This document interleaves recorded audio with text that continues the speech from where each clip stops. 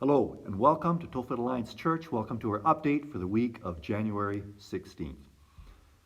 This week comes with some mixed emotions. We're glad for the warmer weather, but we're not so keen on the freezing rain on Thursday morning. We're all feeling a little anxious as more and more people test positive for COVID. I'm so grateful that most cases are mild, that our hospitals have been able to cope with the cases that are more severe.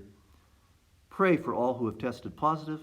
Pray that hospitals will have enough staff and enough space to cope with those who are more severe. And pray that we will soon reach the stage when restrictions can be safely lifted. Seasons of uncertainty make us all feel vulnerable. I was encouraged as I was reading in Psalms this week. In the space of 7 chapters, I ran across an image of God's protection 3 times.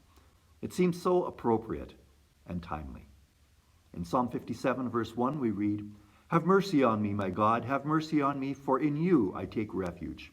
I will take refuge in the shadow of your wings until the disaster has passed." Psalm 61:4, "I long to dwell in your tent forever and take refuge in the shelter of your wings." And in Psalm 63:7, "Because you are my help, I sing in the shadow of your wings." This image also occurs in Psalm 17, verse 8, Psalm 36:7, and it's expanded in Psalm 91. I wonder if Jesus was thinking about those passages when he prayed over Jerusalem, "How often I have longed to gather your children together, as a hen gathers her chicks under her wings." We've all felt the force of this pandemic as it's affected our families, our activities, our routines. I long for the time when our church can resume our programs and can hold fellowship events. We don't know how long this storm will last. Continue to pray that it will end soon. And remember that we are promised God's presence and his protection. A word about Sunday school. We will resume Sunday school as soon as we can once this spike in cases has declined. We hope this will be possible by late January or early February. So parents, please register your children either online or by a PDF, a form that is being mailed to you, or links for you are provided to that in an email, and links are provided for the online and for the PDF registration through the email version of this update. In our Sunday services, we're returning to a series called Living Our Belief. And for the next few weeks, we're talking about culture. This week, we're talking about a relational wake. Culture is a fascinating part of our world. For the next 3 weeks, we'll shine the spotlight on the choices we make related to cultural issues. How do we live our belief in a world filled with practices that marginalize or oppose our Christian faith? What activities can we participate in?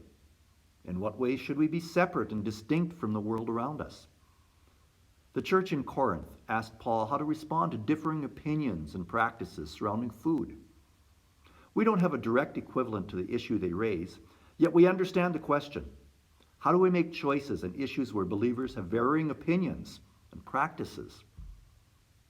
Paul outlines overarching principles that we are to apply to relationships with others and to our own lives. You can prepare for this message by reading 1 Corinthians 8, verses 1 through 13, and 1 Corinthians 10, verse 23 to 33. And the following Sundays, we're going to look at 1 Corinthians 9 and the remainder of 1 Corinthians 10. These chapters provide principles that help us navigate cultural issues and remind us to live with grace in the face of differing opinions. 1 Corinthians 8:1 says, "We know that we all possess knowledge, but knowledge puffs up while love builds up." And in 1 Corinthians 10:31, we're told, "So whether you eat or drink, or whatever you do, do it all for the glory of God." Thank you so much for joining me in this update. Thank you for joining on Sundays, whether that be live or in the live stream at 10 a.m. or for catching us later online. I pray that you may know that comfort, that encouragement of God's presence and God's protection. Take care, and God bless.